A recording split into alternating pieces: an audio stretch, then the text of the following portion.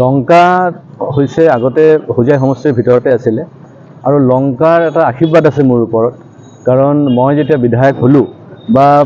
আগতো যেতিয়া মই 2011 চনত ইলেকশ্যন কণ্টেষ্ট কৰিছিলোঁ তেতিয়াও মানে লংকাৰ পৰা অধিক ভোট পাইছিলোঁ হাৰাৰ সময়তো লংকাৰ পৰা অধিক ভোট পাইছিলোঁ জিকাৰ সময়তো অধিক ভোট লংকাৰ পৰা পাইছিলোঁ সেইকাৰণে মোৰ হাৰ্ট এণ্ড সোল লংকাৰ লগত আছে আৰু সদায় থাকিব আৰু বিশেষকৈ মোৰ ঘৰ হোজাই হোৱাৰ পিছতো কাৰণ মই প্ৰথম মানে ভোট ইলেকশ্যন কণ্টেষ্ট কৰিছোঁ লংকাৰ পৰা আৰু এইটোতো আমাৰ কৰ্তব্য ইজ এ ডিউটি আৰু এইবাৰ মোৰ পৰিয়ালৰ লগত মোৰ ৱাইফৰ লগত মোৰ ল'ৰাও আহিছে প্ৰথমবাৰৰ বাবে ভোট দিবলৈ ই এতিয়া কলকাতাত পঢ়ি আছে তাৰ পৰা স্পেচিয়েলি আহিছে ভোট দিবৰ কাৰণে আৰু যেটো দেখিছোঁ যে ভাল পৰিৱেশো ভাল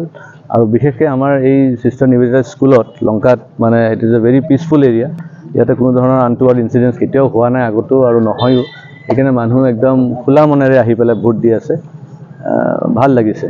আহিব পাৰে তেওঁলোকৰ যদি অলপ চেতনা হৈছে যদি তেতিয়াহ'লে তেওঁলোকে ভোট দিব লাগে তাৰপিছততো মাইনৰিটি মানুহৰ ডেভেলপমেণ্ট হৈ আছে আৰু তেওঁলোকে সেইটো উপভোগো কৰিছে আজি হোজাইৰ ক্ষেত্ৰতো চাব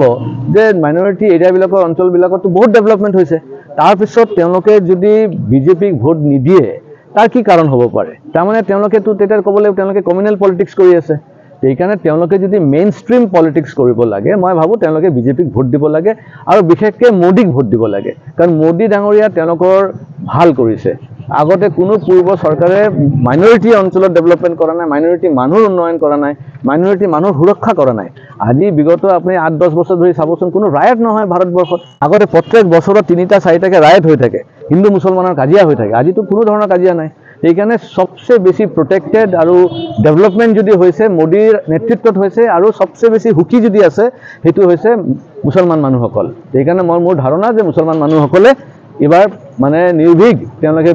মোদীক ভোট দিব আৰু তাৰপিছতে যদি ভোট নিদিয়ে তেতিয়া ক'বলৈ একো নাই তেতিয়াহ'লে পিছতে এইটো ভাবিবলগীয়া কথা হ'ব এইবাৰ ইমান প্ৰচাৰৰ প্ৰয়োজনো হোৱা নাই কাৰণ আপোনালোকে জানে যে গোটেই ভাৰতবৰ্ষৰ যুৱক হওক বা মানে গৃহস্থ হওক সকলোৱে মোদীৰ কাৰণে একদম মানে পাগল হৈ আছে যে মোদীক আকৌ প্ৰধানমন্ত্ৰী বনাব লাগে সেইকাৰণে ইমান এগ্ৰেছিভ প্ৰচাৰ প্ৰয়োজন পৰা নাই আৰু দ্বিতীয়টো হৈছে আমাৰ মুখ্যমন্ত্ৰী ডক্টৰ হিমন্ত বিশ্ব শৰ্মা ডাঙৰীয়া তেওঁৰ যিটো চেৰিছমেটিক কেৰেক্টাৰ তেওঁ অকলে যিটো প্ৰচাৰ কৰিছে